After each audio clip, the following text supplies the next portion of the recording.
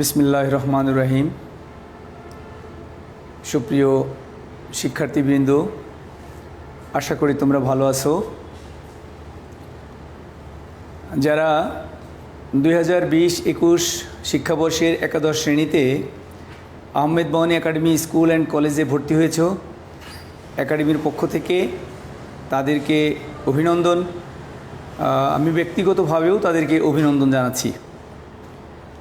আসলে করোনাকালীন সময়ে আমরা স্বাভাবিক ক্লাসে যেতে পারছি না, বিধায় আমাদের অধ্যক্ষ মহোদয়ের প্রচেষ্টায় আমরা অনলাইন ক্লাসের মাধ্যমে তোমাদের সাথে সম্পৃক্ত আছি। যেন দ্রুততম সময়ের মধ্যে আমরা স্বাভাবিক ক্লাসে ফিরে যেতে পারি, সেই কামনা করি মহান রাব্বুল আলামিনের দরবারে। তো আজকে আমি প্রথম বর্ষের অর্থাৎ একাদশ শ্রেণীর ইসলামের ইতিহাস প্রথম পত্র থেকে আমি একটু আলোচনা করব প্রাক ইসলামী আরবের একটা বিষয়ের উপরে আমি তোমাদের সাথে আলোচনা করব। সেটি হলো জাহেলিয়া যুগ, প্রাক ইসলামী আরবের জাহেলিয়া যুগ। আমরা নর্মালি জাহেলিয়া যুগ সম্পর্কে কম বেশি উপলব্ধি করতে পারি যে এই শব্দটি যখন আমাদের সামনে আসে তখনই আমরা বুঝি এটা খারাপ বিষয়, জাহেলিয়া মানেই খারাপ। তো আমরা আজকে একটু বিস্তারিত আলোচনা করার চেষ্টা করব যে এই খারাপটা কতটুকু খারাপ। আমাদের আজকের আলোচ্য বিষয় হলো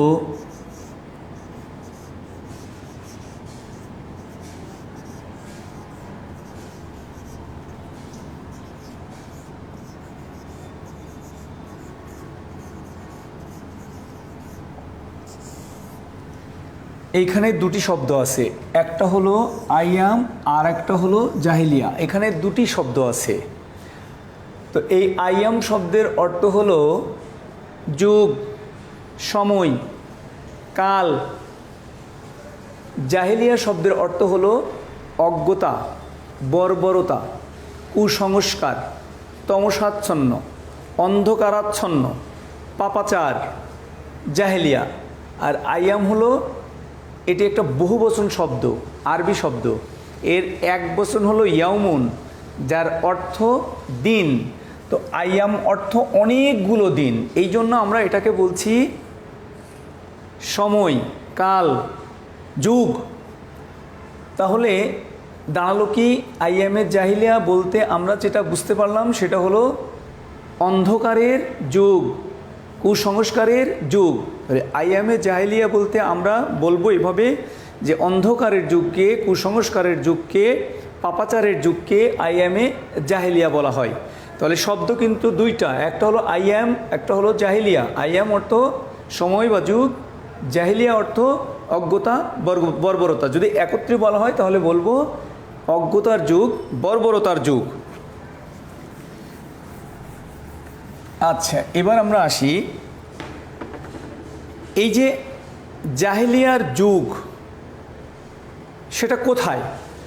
নর্মালি আমরা বুঝি যে যেহেতু আমাদের আজকের আলোচনা প্রাক ইসলামী আরব, তাহলে জাহেলিয়ার যে বিষয়টা বলা হচ্ছে এটা হলো আরবের। এখন কথা হলো যে এই যে বর্বরতা, অজ্ঞতা, কুসংস্কার, পাপাচার, এটা কি সমগ্র আরবে ছিল নাকি কোনো কোনো জায়গায়? এরকম প্রশ্ন আসতে পারে স্বাভাবিক। তো আমরা বলবো যে সমগ্র আরব জুড়েই কিন্তু এই জাহেলিয়া ছিল না। বিশেষ করে এই জায়গাগুলোতে ছিল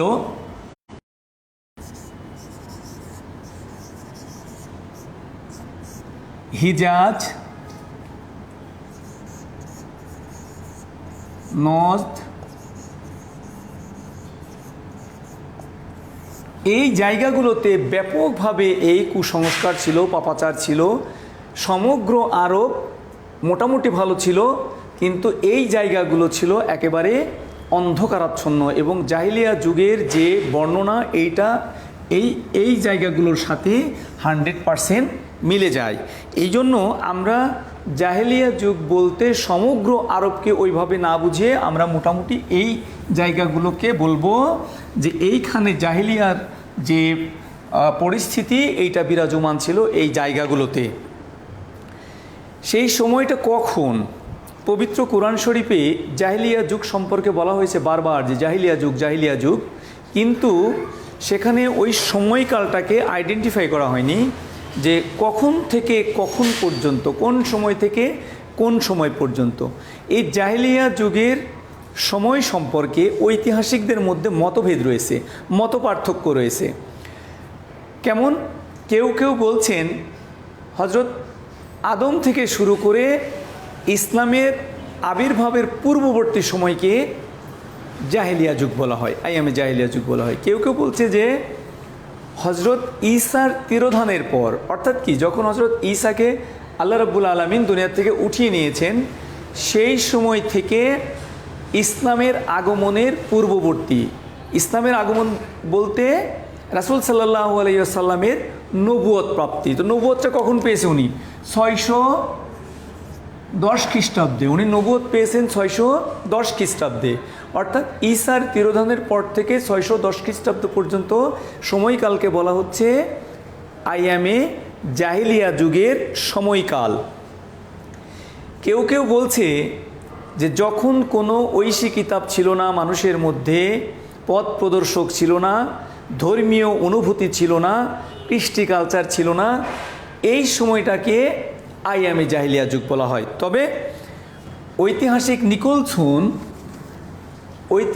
নিকোলসন একটি সংজ্ঞা দিয়েছেন, সেটা এরকম যে ঈসার তিরোধানের পর, হজরত ঈসার তিরোধানের পর এবং ইসলামের আগমনের পূর্ববর্তী 100 বছর সময়কালকে আইয়ামে জাহিলিয়া বলা হয়। অর্থাৎ ইসলাম যখন পৃথিবীতে আসে নাই তার পূর্ববর্তী 100 বছর।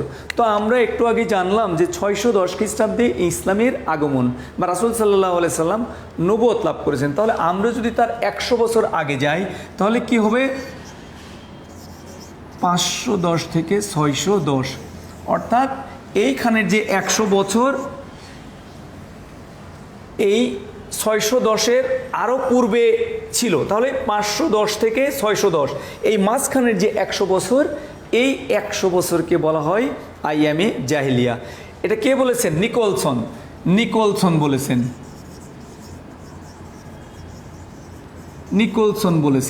এবং নিকোলসনের এই সংজ্ঞাটাকে পিকে হিট্টি সমর্থন করে উনি আবার নিকোলসনের এই 100 বছরের সংজ্ঞাটার সাথে আর একটু কথা যুক্ত করেছেন। সেটি হলো যে এই 100 বছরের মধ্যে, অর্থাৎ 510 থেকে 610, এই সময়ের মধ্যে যখন মানুষ রাজনৈতিক, ধর্মীয়, সামাজিক সকল ক্ষেত্রে একদম অন্ধকারে নিমজ্জিত হয়, ঠিক ওই কঠিন সময়টাকে পিকে হিট্টি বললেন আইয়ামে জাহিলিয়া। তাহলে আমরা এতটুকু বুঝলাম যে পাপাচারের যুগকে, কুসংস্কারের যুগকে আইয়ামে জাহিলিয়া বলা হয়, এতটুকু আমরা জানলাম। এবং তার ব্যাপ্তিকাল মোটামুটি 100 বছর। এই 100 বছরের সংজ্ঞাটা দিয়েছেন নিকোলসন। এটা আমাদের মনে রাখতে হবে যে নিকোলসন বলেছেন। তাহলে অজ্ঞতার যুগের সংজ্ঞা আমরা বললাম, এবং অজ্ঞতার যুগ বলতে আমরা কি বুঝি সেটা আমরা জানলাম। এবং এটাও জানলাম যে সমগ্র আরবকেই আমরা জাহিলিয়ার মধ্যে ঢোকাতে পারি না। বিশেষ করে এই যে হিজাজ, নজদ, নাফুদ, এই জায়গাগুলো ছিল ব্যাপকভাবে জাহিলিয়া যুগের পরিধির মধ্যে। এবার আমরা আসি যে তাহলে এই প্রাক ইসলামী আরবের সেই সময়ের সামাজিক অবস্থা কেমন ছিল বা রাজনৈতিক অবস্থা কেমন ছিল। এখন প্রত্যেকটা সময়ের আমরা যেটা বলছি জাহিলিয়া যুগের রাজনৈতিক অবস্থা, সামাজিক অবস্থা, অর্থনৈতিক অবস্থা বা ধর্মীয় অবস্থা, সাংস্কৃতিক অবস্থা, এই বিষয়গুলো কিন্তু সবসময় ছিল, আছে। অর্থাৎ যখন মানব সভ্যতা বা মানব ইতিহাস যখন আমরা বলতে যাব, এই মানুষের সাথে তার ধর্ম, তার অর্থনীতি, তার বাণিজ্য বা তার রাজনীতি, তার সমাজ, এগুলি অঙ্গাঙ্গিভাবে জড়িত। এগুলোকে বাদ দিয়ে মানব সমাজ চিন্তা করা যায় না। তো ঠিক তেমনিভাবে প্রাক ইসলামী আরবেরও এরকম তাদের ধর্মীয় অবস্থা ছিল, রাজনৈতিক অবস্থা ছিল, অর্থনৈতিক অবস্থা ছিল, সামাজিক অবস্থা ছিল। তো আমরা এখন প্রাক ইসলামী আরবের রাজনৈতিক অবস্থা সম্পর্কে একটু আলোচনা করার চেষ্টা করি।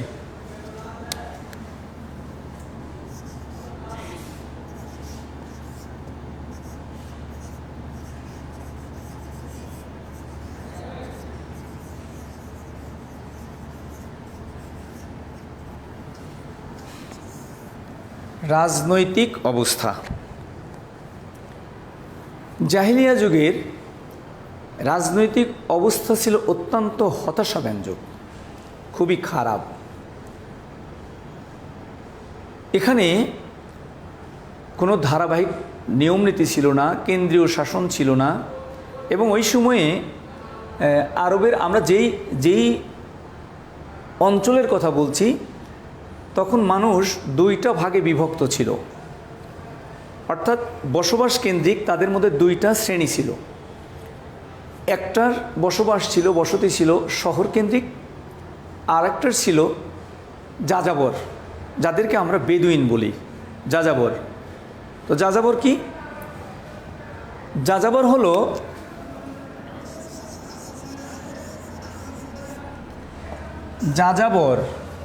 যাদের স্থায়ী বসতি নেই, মানে নিজেদের প্রয়োজনে নিজেদের সুবিধার জন্য এই যাযাবররা যখন যেখানে খুশি সেখানে গিয়ে অস্থায়ী বসতি স্থাপন করে, তাদের স্থায়ী কোনো বসতি নেই, তাদেরকে আমরা বলি যাযাবর, তাদেরকে আমরা বলছি বেদুইন।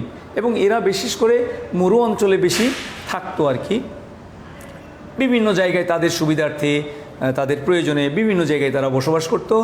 আরেক শ্রেণীর কথা আমরা বলছি শহর কেন্দ্রিক যারা ছিল, তারা মোটামুটি স্থায়ী বসতি গড়ত। তো তখনকার মানুষেরা দুই শ্রেণীতে বিভক্ত ছিল, একটা শহর কেন্দ্রিক আর একটা হলো বেদুইন যাযাবর, যাদের কোনো স্থায়ী বসতি ছিল না। তো এদের জীবনযাত্রার ধরন ছিল দুই রকমের, ভিন্নতর। যারা শহরে বসবাস করত তারা মোটামুটি গোছালো ছিল এবং তাদের মধ্যে কিছুটা নিয়মতান্ত্রিকতা পরিলক্ষিত হতো। তবে এই যারা যাযাবর ছিল তাদের জীবনযাপনটা ছিল উচ্ছৃঙ্খল, তাদের সমাজ ব্যবস্থা বলতে কিছু ছিল না, তারা ছিল উচ্ছৃঙ্খল, যেখানে খুশি সেখানে যেত। এবং এই যে তাদের যে উচ্ছৃঙ্খল জীবনের প্রভাব, এই প্রভাবটা শহর কেন্দ্রিক যারা ছিল তাদের উপরেও এসে পড়ত। যেহেতু তাদের মধ্যে কোনো কেন্দ্রীয় শাসন ব্যবস্থা ছিল না এবং তাদের মধ্যে কোনো রাজনৈতিক স্থিতিশীলতা ছিল না, যেই কারণে তারা কি করত, তাদের চলাফেরার অবস্থা ছিল তারা গোত্রের মধ্যে প্রত্যেকের বংশের মধ্যে একজন করে প্রধান নির্বাচিত করত, যেই প্রধানকে আমরা বলছি শেখ।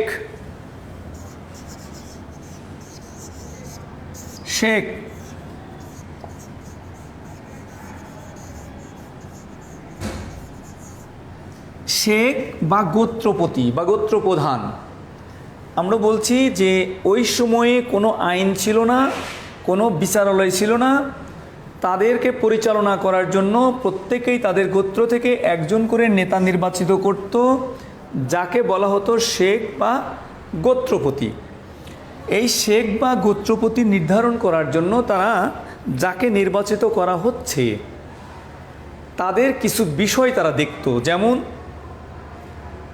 যিনি গোত্রপতি হবেন বা যিনি গোত্রপতি নির্বাচিত করার মতো মনে করবেন, তার সাহসিকতা, তার বিচার বুদ্ধি, তার আর্থিক অবস্থা, তার বয়োজ্যেষ্ঠতা, তার পারিবারিক অবস্থা, সব কিছু মিলাই যিনি সবার থেকে এগিয়ে থাকবেন তাকে শেখ নির্বাচিত করবেন। তো এই শেখ কতদিন থাকবেন, কতদিন তার দায়িত্ব পালন করবেন, এর কোনো সময়সীমা ছিল না। অর্থাৎ যতক্ষণ পর্যন্ত গোত্রের লোকেরা এই শেখ বা গোত্রপতিকে সমর্থন করবে ততক্ষণ পর্যন্ত তিনি শেখ বা গোত্রপতি থাকতে পারবে। তো এই শেখ বা গোত্রের নির্দেশ অনুযায়ী তারা জীবনযাপন করত। তো তারা শেখের কথায় জীবন দিত, তবে কখনোই তারা ব্যক্তি স্বাতন্ত্র্য বা ব্যক্তি স্বাধীনতা জলাঞ্জলি দিত না। যাই হোক, যেহেতু তাদের মধ্যে কোনো নিয়ম শৃঙ্খলা ছিল না যেই কারণে তারা গোত্রের মধ্যে যদি পরস্পর কোনো বিশৃঙ্খলা বা ঝামেলা হতো, বা গোত্রের মানুষ যদি গোত্রের অন্য কাউকে হত্যাও করত, তাহলে তারা গোত্রের অন্যান্যরা হত্যাকারীকে ঘৃণা করত, তাকে কোনো সহযোগিতা করত না। তবে কোনো গোত্রের মানুষ দ্বারা যদি অন্য গোত্রের মানুষ আঘাতপ্রাপ্ত হতো অথবা হত্যাকাণ্ডের শিকার হতো, তাহলে গোত্রের সবাই মিলে ওই গোত্রের মানুষকে হত্যা না করা পর্যন্ত তারা ক্ষান্ত হতো না।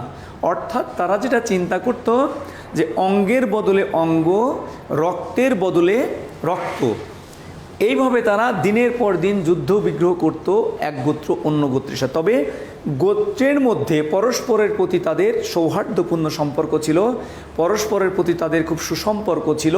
কিন্তু অন্য গোত্রের সাথে যদি যখন তাদের দ্বন্দ্ব শুরু হতো, তখন সবাই একত্রে অন্য গোত্রকে আক্রমণ করত।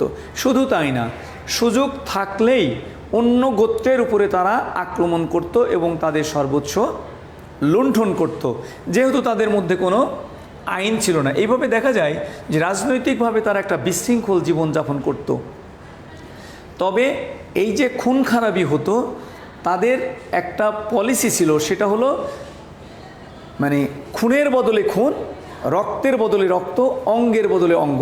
যতটুকু তারা অন্য গোত্র কর্তৃক আঘাতপ্রাপ্ত হবে, সেই আঘাতটা তারা ওই গোত্রকে আবার ফেরত দেবে। কোনো কোনো সময় দেখা যেত যে ক্ষতিপূরণ দিয়ে বা খুন খেসারত দিয়ে তাদের মধ্যে একটা মীমাংসা হতো, তবে এইটার সংখ্যা ছিল খুব কম। সাধারণত পানির নহর অর্থাৎ ঝর্ণা, গোচারণ ভূমি অর্থাৎ ঘাসের জমি, গোচারণ ভূমি, যেখানে মেষ, দুম্বা এইগুলো চরতো, সেটাকে বলা হয় গোচারণ ভূমি। গোচারণ ভূমি, পানির নহর, গবাদি পশু, বিশেষ করে উট, ঘোড়া, এইগুলোকে কেন্দ্র করে তাদের মধ্যে যুদ্ধ হতো। তো যুদ্ধটা শুধু যে পুরুষরা করত এরকম না, সেখানে যখন যুদ্ধ লাগতো তখন মহিলারাও তাদের ভূমিকা রাখত। সেটা কেমন? মহিলারা কি করত? রণসঙ্গীত করত, কবিরা ব্যঙ্গাত্মক কবিতা আবৃত্তি করত, তাদেরকে উত্তেজিত করার মতো কবিতা আবৃত্তি করত। মহিলারা রণাঙ্গনে থেকে তাদেরকে বিভিন্নভাবে অনৈতিকভাবে তাদেরকে প্ররোচিত করত, উত্তেজিত করত। এইভাবে মহিলারাও এই সমস্ত কাজে তারা ভূমিকা রাখত, অংশগ্রহণ করত। তো এই যে আমরা বলছি রাজনৈতিক অস্থিতিশীলতা, যুদ্ধ হতো, মারামারি হতো। কেমন মারামারি হতো? আউস এবং খাজরাজ গোত্রের মধ্যে যুদ্ধ হয়েছিল, যেটাকে আমরা বলি বোয়াসের যুদ্ধ। কুরাইশ বংশ এবং তাদের মিত্রগোত্র কিন্দা, এই দুই গোত্রের মধ্যে, মক্কার এই দুই গোত্রের মধ্যে যুদ্ধ হয়েছিল, যেটাকে আমরা বলি হারফ আল ফুজ্জার, অসমর যুদ্ধ, অর্থাৎ পবিত্র মাসে যুদ্ধ হয়েছিল। নিষেধ অমান্য করে যুদ্ধ হয়েছিল। সেই সময় রাসূল সাল্লাল্লাহু আলাইহি সাল্লামের বয়স ছিল অনেক কম। এরপরে রাসূল সাল্লাল্লাহু আলাইহি সাল্লাম ওই যুদ্ধে অংশগ্রহণ করেছিলেন। এই সময় আরও অনেক যুদ্ধ হয়েছিল, যেমন একটা উটকে কেন্দ্র করে বনু বকর এবং বনু তাগলিব গোত্রের মধ্যে 40 বছর ধরে যুদ্ধ হয়েছিল। একটা ঘোড়ার দৌড়কে কেন্দ্র করে জুবিয়ান গোত্র এবং কিন্দা আবস গোত্রের মধ্যে শতাব্দী ধরে যুদ্ধ হয়েছিল। তো এইভাবে দেখা যায় যে তাদের মধ্যে প্রতিনিয়ত নতুন নতুন নতুন নতুন যুদ্ধ চলছে। এবং ঐতিহাসিক গিবন বলেছেন যে জাহিলিয়া যুগে ছোট বড় মিলে প্রায় 1700 যুদ্ধ হয়েছিল। ঐতিহাসিক গিবন বলেছেন যে ছোট বড় মিলে জাহিলিয়া যুগে 1700 যুদ্ধ সংগঠিত হয়েছিল। এবার আমরা আসি যে আমরা জাহিলিয়া যুগের ব্যাপ্তিকাল বলেছি 100 বছর। 100 বছর, 100 বছরের মধ্যে 1700 যুদ্ধ হয়েছে। তাহলে প্রতি বছরে নতুন নতুন যুদ্ধ হয়েছে 17টা। তাহলে এক বছরে হলো 12 মাস। এক বছরে 12 মাস, তাহলে 12 মাসে যদি 17টা যুদ্ধ হয়, তাহলে প্রতি মাসে নতুন নতুন যুদ্ধ হতো। এইটা ছিল আরবের রাজনৈতিক একটা বিশৃঙ্খল পরিস্থিতি, হতাশাজনক অবস্থা। তবে মক্কা কেন্দ্রিক তাদের একটা পরিষদ ছিল যেটাকে বলা হয় মালা বা মন্ত্রণা পরিষদ। এখানে মক্কার যারা বণিক শ্রেণীর মানুষ ছিল, যারা সম্ভ্রান্ত মানুষ ছিল, তারা বিভিন্ন গোত্র মিলে একটা সংগঠন তৈরি করেছিল যার নাম হলো মালা। এই মালা বিভিন্ন বিষয়ে পরামর্শ দিতে পারত, কিন্তু কোনো সিদ্ধান্ত দিতে পারত না। তারপরেও স্বল্প পরিসরে হলেও এরকম একটা পরিষদ ছিল। বিভিন্ন কাজকর্ম তারা নিজেদের মধ্যে বন্টন করত, কিন্তু এই যে রাজনৈতিক যে বিশৃঙ্খলা, রাজনৈতিক যে অস্থিতিশীলতা, রাজনৈতিক যে অনিয়ম, এগুলোর ব্যাপারে তারা আসলে কোনো সিদ্ধান্ত দিতে পারত না। এই হলো রাজনৈতিক বিশৃঙ্খল একটা পরিস্থিতি প্রাক ইসলামী যুগে বা আইয়ামে জাহিলিয়া যুগে রাজনৈতিক এই অবস্থাটা বিরাজমান ছিল। এরপরে আমরা আসি সামাজিক অবস্থা।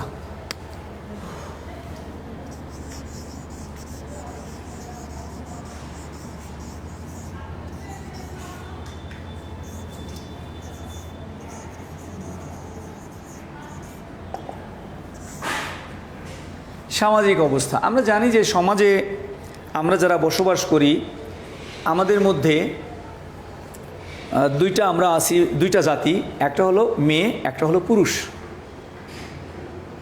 এই সামাজিক অবস্থা ছিল রাজনৈতিক অবস্থার চেয়েও জাহিলিয়া যুগের ভয়াবহ অবস্থা। অর্থাৎ এই সামাজিক অবস্থার মধ্যে আমরা এখন যারা সমাজবদ্ধভাবে বসবাস করি, আমাদের মধ্যে নীতি নৈতিকতা আছে, আমরা মানুষের সুযোগ সুবিধা অসুবিধা আমরা উপলব্ধি করি, একজন অপরের বিপদে এগিয়ে যাই, কিন্তু সেই সময় এই ধরনের কোনো ব্যবস্থা ছিল না। মানুষের মধ্যে নীতি নৈতিকতা বলতে কিছুই ছিল না। এই সামাজিক অবস্থার এত অবক্ষয় হয়েছিল, ঐতিহাসিকরা বলছেন যে সেই সময়ে সমাজে বিশেষ করে নারীদের এবং দরিদ্রদের, অসহায়দের মানে মানুষ হিসাবে গণ্য করা হতো না। তাদের নৈতিক অধঃপতন এত নিম্ন পর্যায়ে গিয়েছে যে সেখানে কোনো রকমের ভালো কিছু ছিল না। বিশেষ করে সেখানে এই যে সমাজে মদ খাওয়া, ব্যভিচার, কুশিত প্রথা বা রাহাজানি, লুটপাট করা, জুয়া খেলা, সুদের ব্যবসা, এগুলো স্বাভাবিক একটা বিষয় ছিল, সমাজের এই অবস্থা ছিল।